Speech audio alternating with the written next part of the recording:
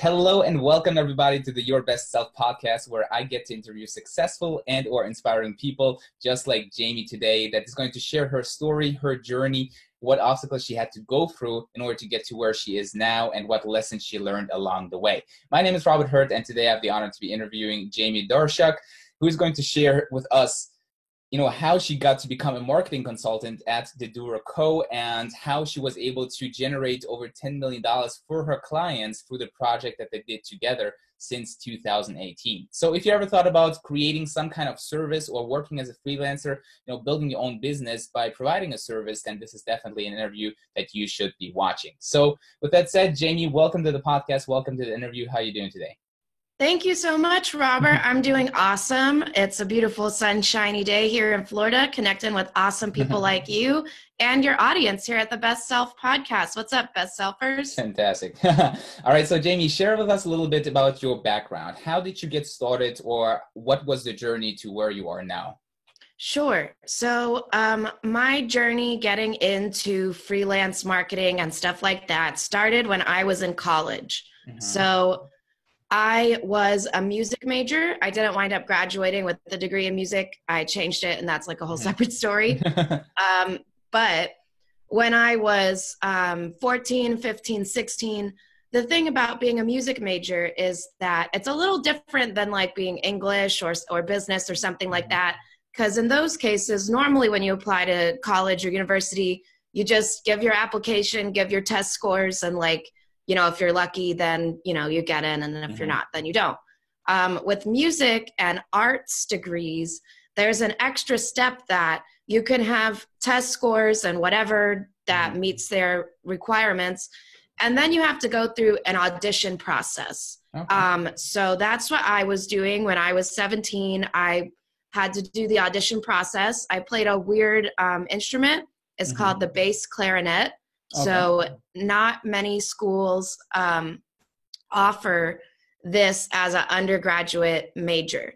Normally you would have to take like your bachelor level or undergraduate. I know it's, different in different countries, but you would normally have to do that bachelor level as a soprano clarinet. That's the regular one that you probably think of. And then you would do a master's in classical music performance.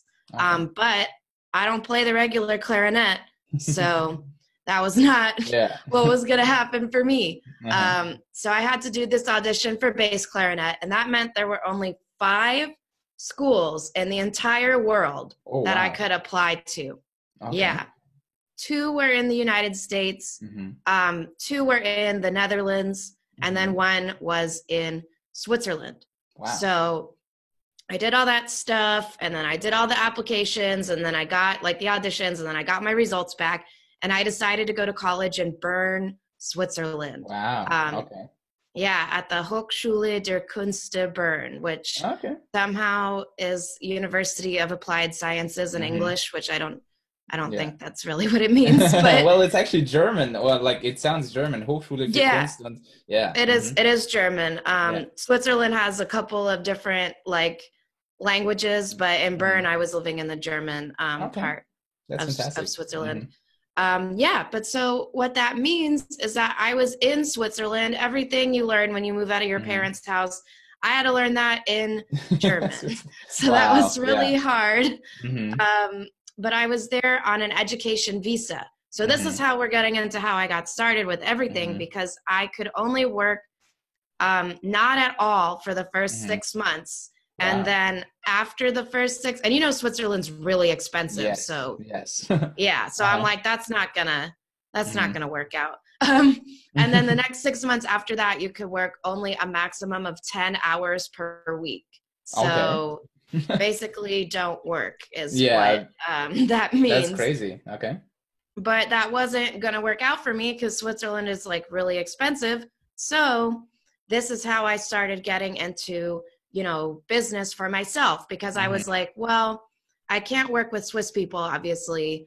I need to find something that I could do where I can work with definitely not Swiss people, but also ideally maybe not European people. Yeah. So Americans, places where the Swiss government won't be seeing what exactly I'm doing.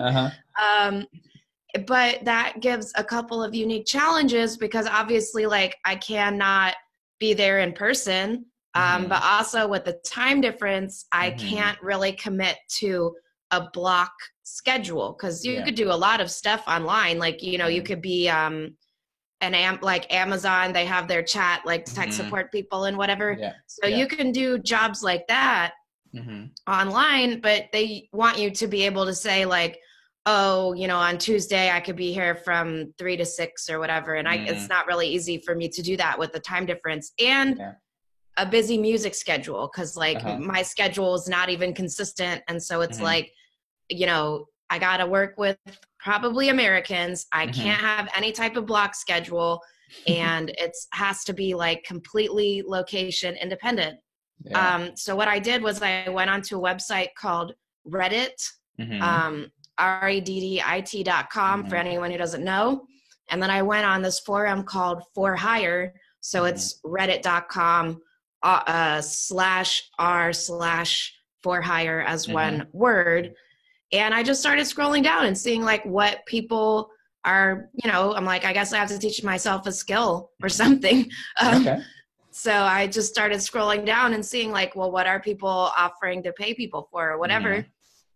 And I saw a lot of marketing stuff coming up. So I'm like, well, great. I guess I'm going to teach myself how to do that. Then I started with video marketing where I would make whiteboard videos. And then I just did like try a bunch of different types of things and see what I like. And then eventually I built that over, you know, I was like 18, over probably 4 years of doing that part-time. Then I graduated college and then I rolled it into a full-time thing with a focus on copywriting. So that's broadly how I got started. And I figured that I'll leave like any more specific questions for you. Wow, that's fantastic. And that you know, I never thought about going onto Reddit and, you know, searching for the For Hire, you know, section to find out what people are willing to pay money for, right? Because that's actually a very smart move to figure out, all right, so what can I see myself doing? Because I believe that, you know, a few people might be in the situation where you are sort of now, or where you have been, where they go to college, they have a major where they perhaps don't see themselves long term, or they don't want to go into a job having, you know, like that. That, you know, this is a great way to sort of perhaps find out like, all right, where can I see myself? You know, what can I see myself doing? So you did whiteboard animations, and you did that for clients. Is that correct? Yeah, that's correct. I would do it for both individuals and like surprisingly, actually some agencies were kind of interested in the whiteboard video thing. So I was like, I guess the agency was white labeling my services to their clients. So I did a lot of stuff in Trinidad, actually. This one Trinidad marketing agency, they used me for the first project and then it came out pretty good. And then they would just kick me a couple projects like per month. And I started maybe where a lot of your audience is right now that, you know, it was just like a couple $100 per project, you know, like maybe $400 or something per project. And it was fine for a small time income, but I was able actually to roll that into I did through my agency 6 figures last year. So, I mean, I started right where everyone else is, a couple $100 per project. And I was ultimately able to roll that into like $10,000, $20,000, $60,000 projects. Wow, that's amazing. And where did you went from making whiteboard animation videos, and then you said you added copywriting as well, or did you do any other marketing services along the way there?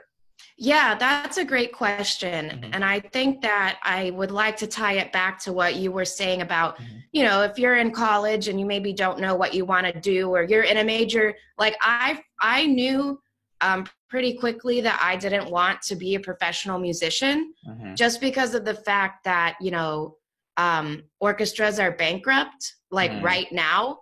So I don't think that our generation is going to save them. And I mean, that's very sad and everything, but also I don't want to tie, you know, when you're 18, like you're going to live a really long time. So you don't want to tie your career to an institution that's dying. Like I wouldn't really want to be a newspaper journalist either.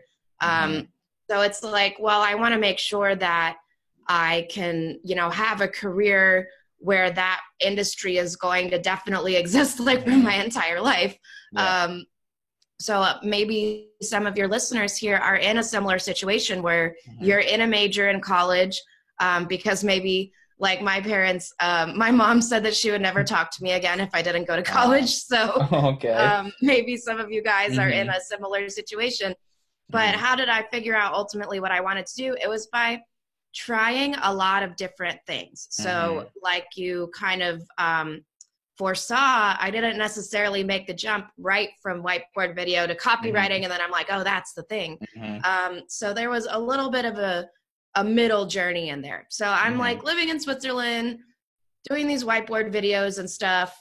And then after a year, I decided that I don't want to continue music. So I moved back to the US. And I had deferred my enrollment to like a different university. So I went there and I had to be a music, like when you defer your enrollment, and I was transferring as like already having credits. So I was like an upperclassman. So when you do that, they want you to be like what they accepted you as for like a year usually before they will let you change. So I went to this other school in the US, still with my degree as music, but I'm like, well, I already know that I don't want to do this. So I'm trying to like use that year to get the other classes that I might need, like try to take as little music classes as possible, more English, more history, like all the dumb BS that they make you take in the US, especially. And while I was doing that, I was still doing my whiteboard videos, but then I was like, I want to practice marketing in between my client projects. So I started a subscription box. Do you guys have those? Like, you know what they are? If anyone doesn't really know what they are, you pay just every month. For my subscription box, it was, I ultimately had a couple of different sizes, but I think it started at $25 a month. And then you would get, mine was called Berg Box because I live in St. Petersburg, Florida. So it was just locally made products. And I was like a 25, a 45, a 75 eventually. And you would just get more products with more bigger thing. But so I started this little business because I'm like, I want something to practice in between my client projects. And it will give me, you know, the opportunity to try lots of different areas of marketing. So I did everything myself, like all the social media, build the email list, build the website, like stuff like that. Do actual email marketing where like and this is how I really got hooked on copywriting because I would, and like my favorite thing in the world would be to send an email and then look at it the next morning and I have like another $150 in sales. So through doing that through college was really where I started to figure out, and I had to do all the different areas of marketing. Like I also had to do the social media stuff. And then I'm like, well, I hate this. So good to know that now, I guess. I had to make the website and I'm like, well, I'm not going to be a programmer because like this is fine or whatever, but I don't really love it. But like my favorite thing was like sending emails and making money. I'm like, that is really super cool. And then I did a couple of other things. Like my school had an entrepreneurship club. So I got involved with the club and then I became the marketing officer for the club. So I also had to do similar stuff for them. Like if we're having events, I had to make like the, you know, event photo for the Facebook thing and whatever. And then also, what else did I do? My school had a newspaper. So I became the advertising officer there. So I would help them like sell advertising space in the school newspaper and also get, you know, inside sales, like people who already are buying them, like get them to buy more and get new people to join us.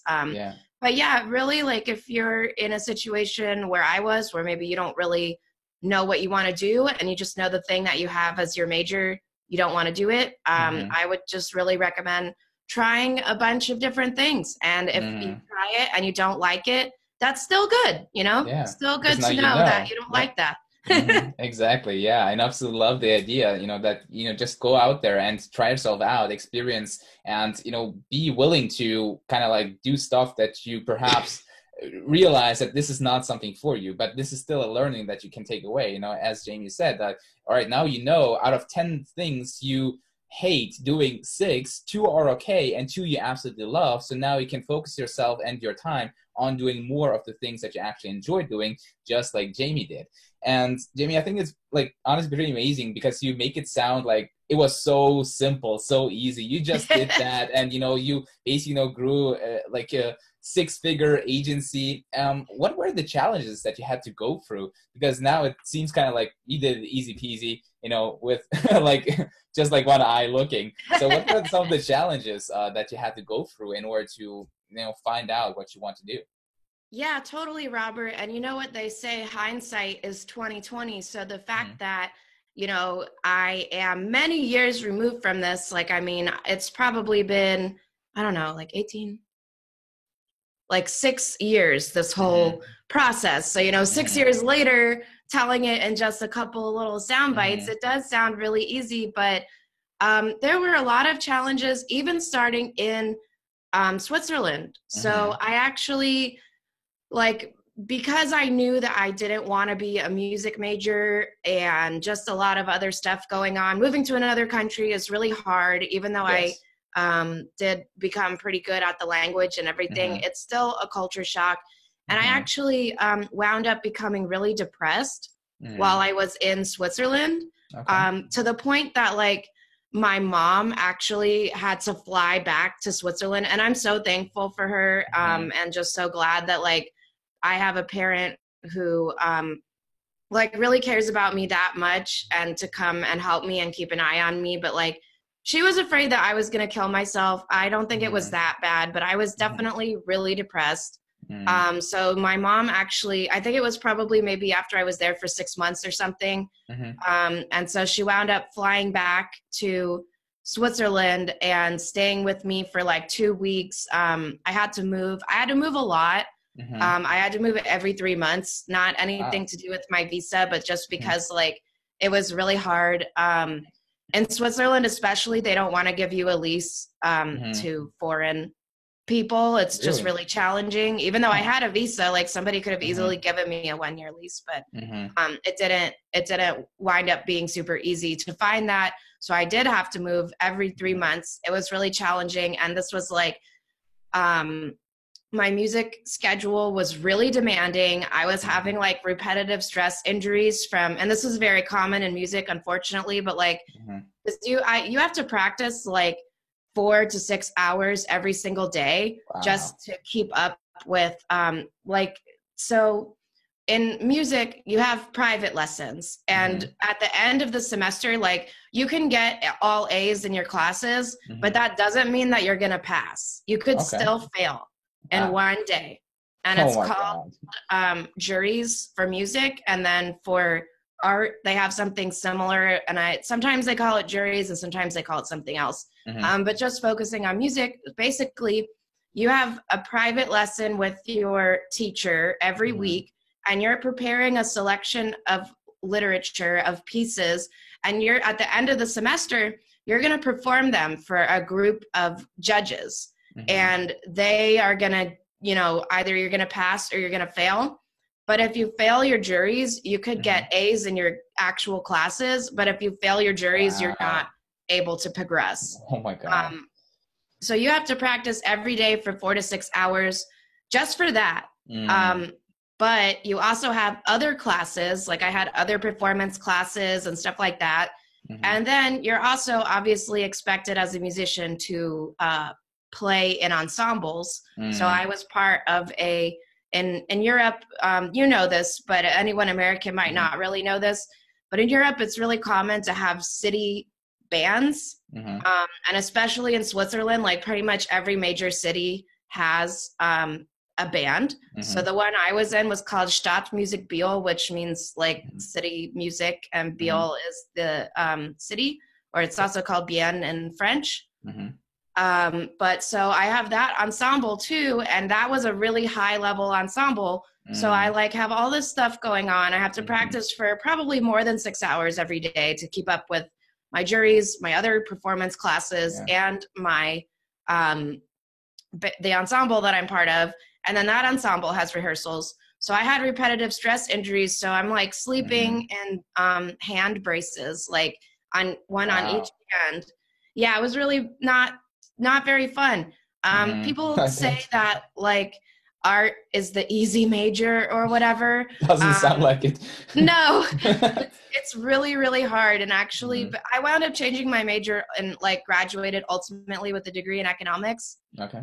And that was a lot easier than music. So, and I'm not even very good at math.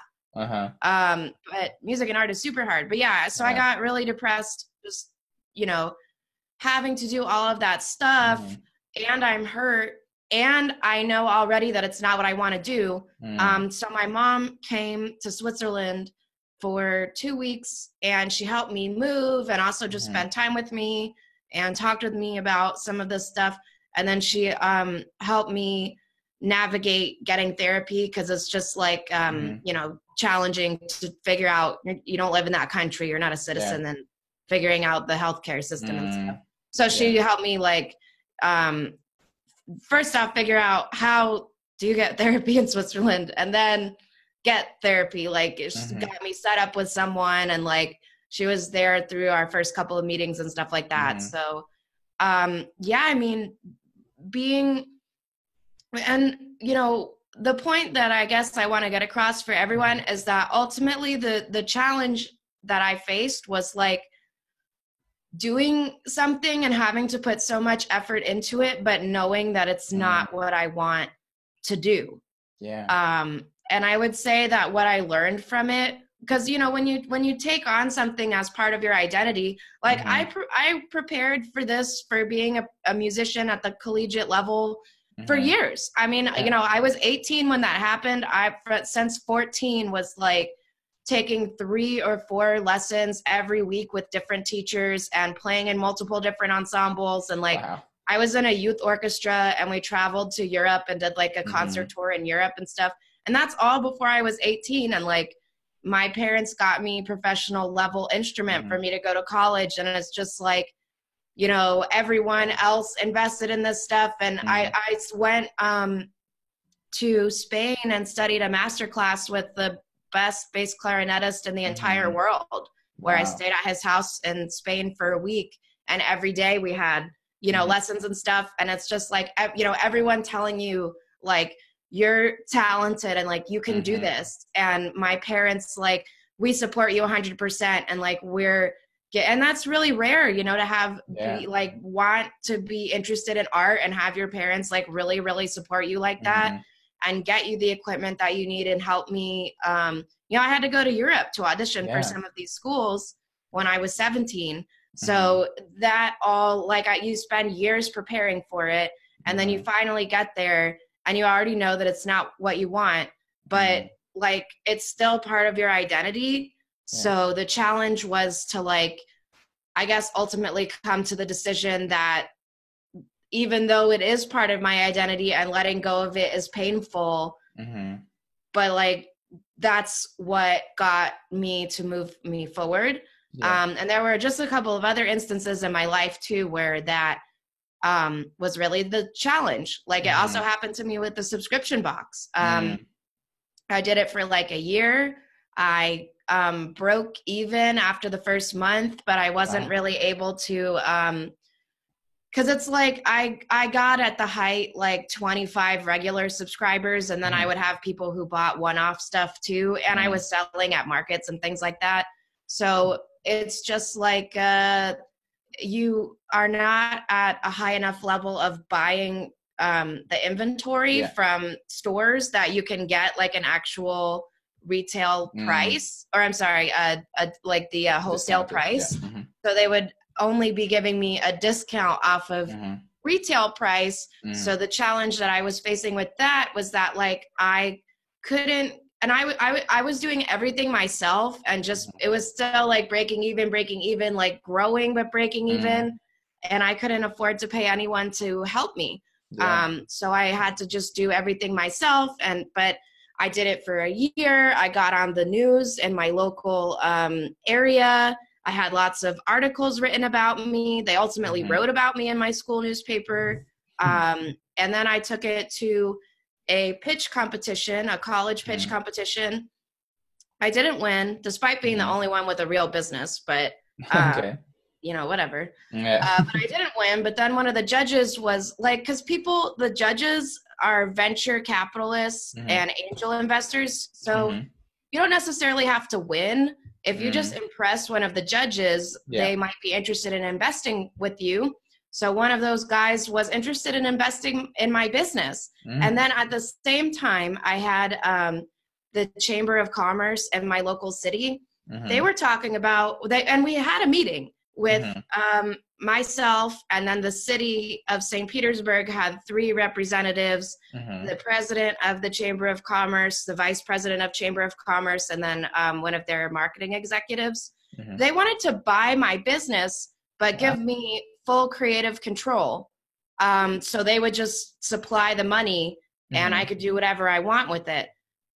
Excuse me. But I'm getting over being sick. So this was another instance in my life where it's like I took this on this subscription box thing as being part of my identity, but I already knew that I started it. The goal was to practice marketing in between my client projects. It was never to become like the subscription box queen of Florida. But now I have all these people trying to give me money, and I did have meetings with them, but it's like, you know, and at that time I was a legal adult. So it's like, if I take money from these people, I'm making real commitments to these people. And it's not something that I'm just doing for fun anymore. And like, if I don't want to do it, I can quit. Like if you take money, you have obligations. And so that was another time in my life where like, I had to come because again, I took it on as part of my identity. Everybody knew me as, you know, the Berg Box girl. I was on the news and stuff. People like local businesses were reaching out to me, to be featured in my boxes. And it's like, well, I know, like, if I take this money from these people, I'm going to have to make commitments to them. And I already know that that's not what I want to do. So I have to let it go as part of my identity. And that was really hard. But that was when I started the whiteboard thing at 18. This took me probably to like 20, because it was like 18 to 19, I moved back. 19 to 20, I like built this thing up. And then around 20, it's like, you know, I got momentum enough that people are trying to buy my business, but it's like, well, that's not what I want to really do. And I kind of know that already. So it was really hard, but I had to let that go as part of my identity. And like, you know, just saying it like this, and like the last time I said it, it doesn't sound like a big deal, but it really is. It really is. And especially like for anyone who's maybe in college and you already know that you don't want to do what you're majoring in, you know the pain. Because like, if you're thinking about changing your major, but your parents really want you to be a business major, or your parents really want you to be a doctor, and you've been told like your whole life growing up, like, you're going to be a doctor, like focus on going to med school. Well, then letting go of that as part of your identity, even if you know that you don't want to do it, is still really, really painful. So and I want to touch on that. While we are at this point, and it's basically the story of my life. Like for me, as I was growing up, since I was 5 years old, I first expressed the thought of becoming a doctor, because my mom is a doctor as well. My grandpa is a doctor. He was a surgeon. So I was like, you know, doctors are highly regarded people. They have good pay. You know, they're saving people's lives. So I was like, you know, I want to become a doctor. And, you know, and then I'm sure your parents latched on to that. They're like, yeah, be a doctor. Exactly. Yes. And they were obviously the reality of their son becoming a doctor was obviously a good one, because whose parents do not want their child to become a doctor, basically, right? Yeah. So growing up all the time, when a question came up, what is, you know, this son going to do? He's going to become a doctor, right? And as you said, it became part of my identity, and it literally rooted itself over like 10 years before for me, like the breaking point was where I finished my school. So I got like the education that I needed, basically. Like, I think it was like I finished high school. Like for the US people, it would be high school. High school is finished, and now I have to look, where I'm gonna apply. And until that point, I thought about, I will become a doctor. But my grades weren't, as good as they need to be in order to be able to study go to medical school in Hamburg, Germany here. Yeah. So I had to go to probably another country or commit myself 17 years to the army in order to get medical education. So all this time, this was part of my identity. And I thought that this is what I will need to do because of the expectations of my parents. They supported me, obviously. They always, that like, hey, you're going to become the best doctor. You're going to become the best surgeon. But then this breaking point came where I realized, like, hold on a second, is that really my dream? Is that really what I want to do? Or is it just like the reality that was built over like 10 years of my life because of the support, and which is good, obviously, right? You want to have, supportive parents, but at some point it will just get to the point where it's their dream, it's their reality that they want to have, that you become a doctor, but it's not yours, right? Yeah. So I had that where, I literally broke down. That was the first time in my life I broke down crying, and I was just like devastated because I was like, my identity, which I thought I will become a doctor, was just gone. And now all of a sudden I was like, so what am I going to become then? Like, it's just and like, it really is, did you find yourself that like, after you had this breaking point and now that being a doctor isn't what you wanted to do, do you find yourself then like looking in the mirror and it's like, like, who am I?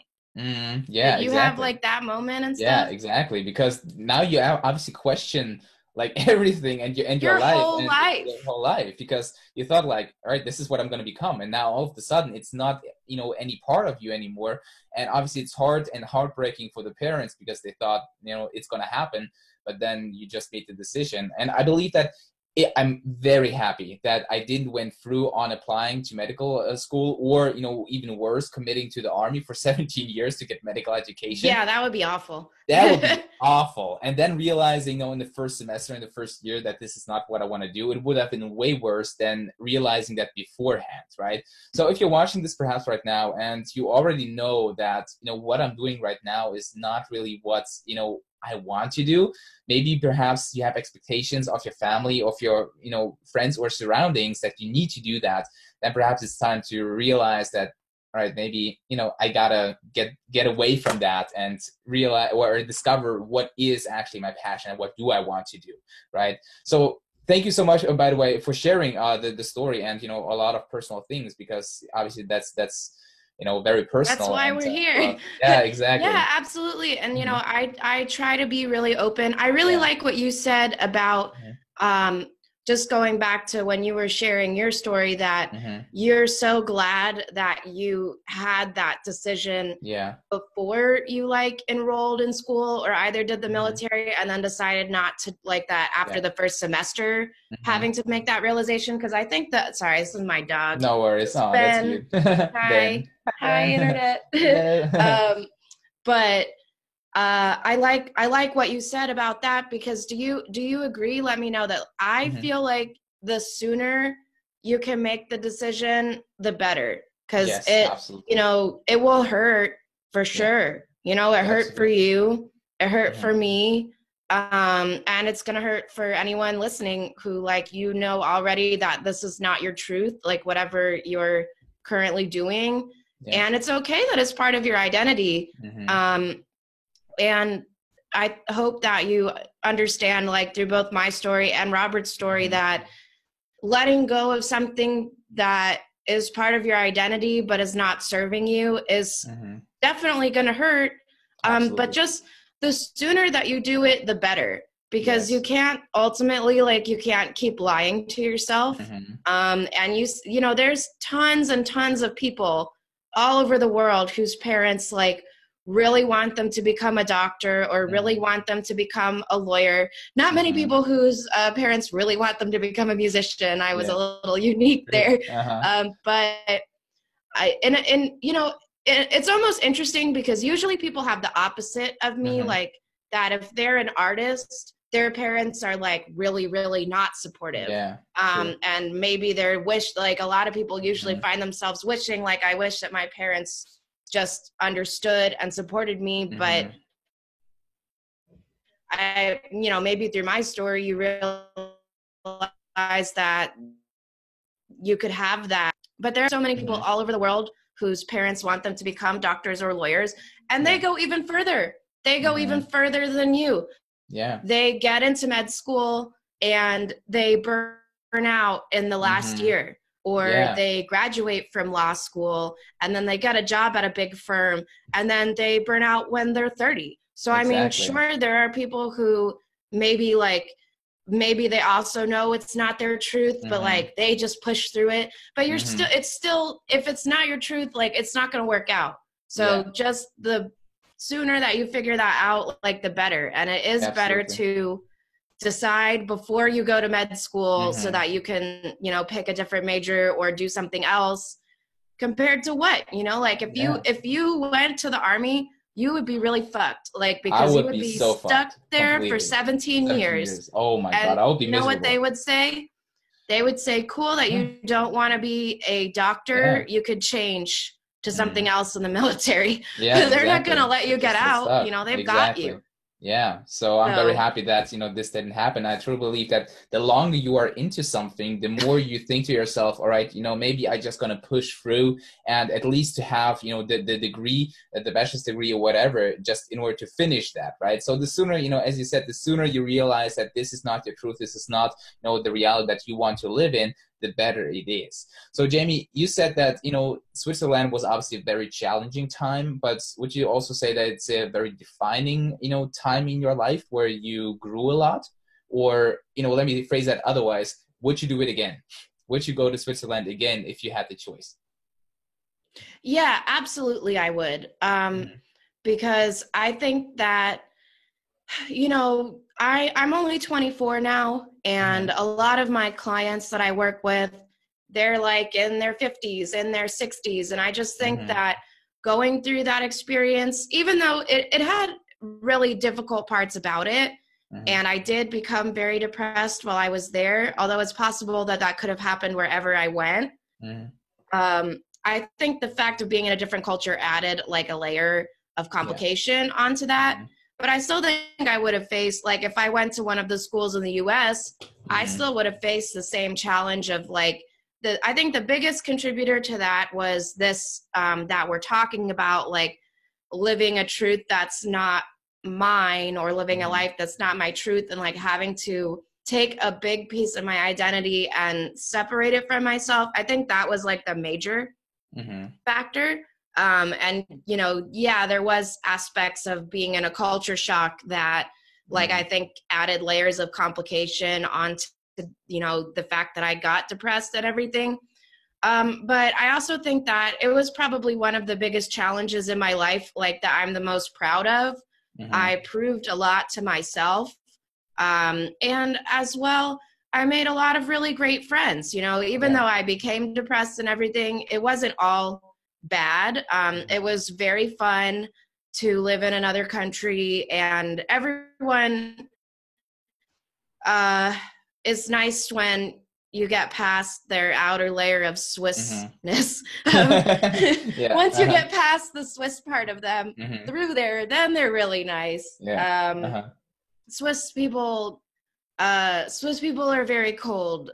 Mm-hmm. I usually tell people that they make German people look warm, and usually in Really? Europe, Germans are seen as not, Yeah. maybe Very being angry sort of like, people. yeah, Mhm. Italians, like those Yeah. guys are fun. Germans, Uh-huh. like they're really strict. But you Uh-huh. want to see strict, like go to Switzerland. I've Yeah. never in my entire life experienced this, and this happened to me multiple times in Hmm. Switzerland. Like in America and in most normal places, I feel like if you have an appointment at 3 o'clock, like you're Hmm. going to the doctor or something, whatever, and you show up at like 2:45, that would Hmm. be considered like professional. And they Hmm. would be like, great, you're a little Yeah. early. Hmm. Sit down, like get a magazine or start filling Hmm. out this paperwork or whatever.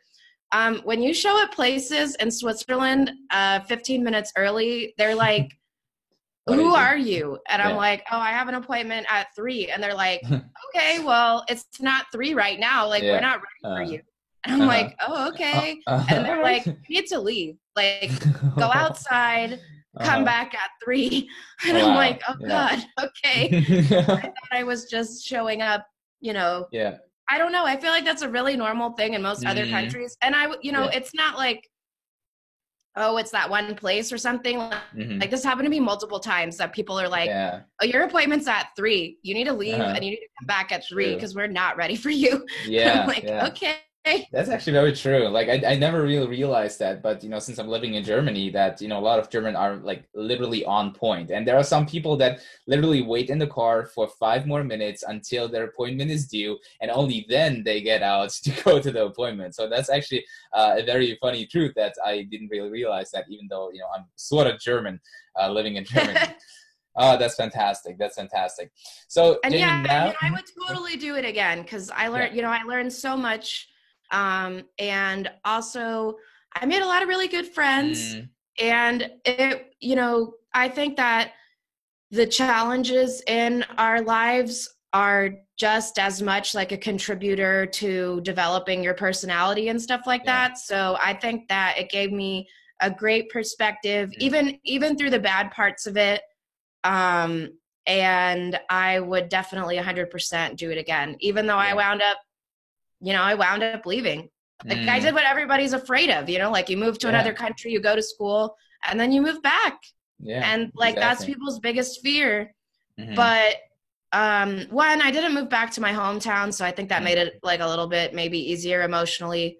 mm, Um, but even still, like whatever, sometimes it yeah. doesn't work out and you Exactly. gotta regroup and Yeah. figure out your next step. It's okay. Mm. Like it happens to all of Yeah, us. exactly, exactly. And I totally agree with you because, I personally have been in the US for a whole year in 2011 as well. So that's a very, challenging time because you're obviously in a new country, on a new continent, having to speak a new language, meet up with new cultures and new people. And that doing all by yourself, basically, this is very outside of your comfort zone. But only, when we are outside of our comfort zone, we actually learn and grow. So I can totally relate to your experience. Like, I wasn't, getting depressed, over there, but I had a very, challenging time at some points as well.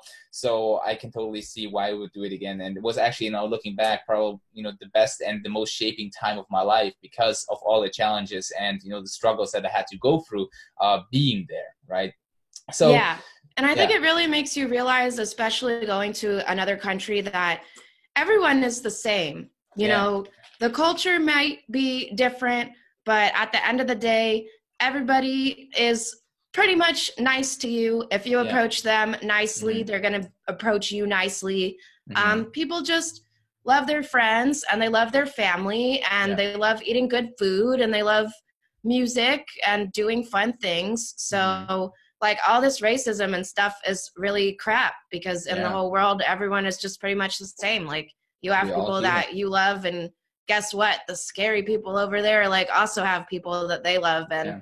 if you went there and you met them, you would see that they're not scary at all. Like, Hmm. if you just show up and are nice, like, people are going to be nice to you.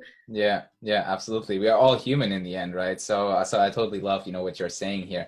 So, guys, if you enjoyed this interview, let me know in the comments down below, and also make sure to subscribe to the channel so you get notified whenever I upload a new video and a new interview as well. Not only video, but also an interview from the Your Best Self podcast. So, Jamie, thank you so much for taking the time out of your day. I had an absolutely amazing time listening to you and sharing your experience and your knowledge when it comes to sales and everything that you shared, basically, because there's been so much powerful stuff that you shared. So guys, really watch that and rewatch the interview again and listen to it again, because you can definitely learn a lot from Jamie. And I'm very, very impressed by being 24 years old and achieving such great results, and just from what you can share, it's absolutely amazing that you can just talk so much and share so much from your experience. So thank you so much for that, and I hope you have a great day.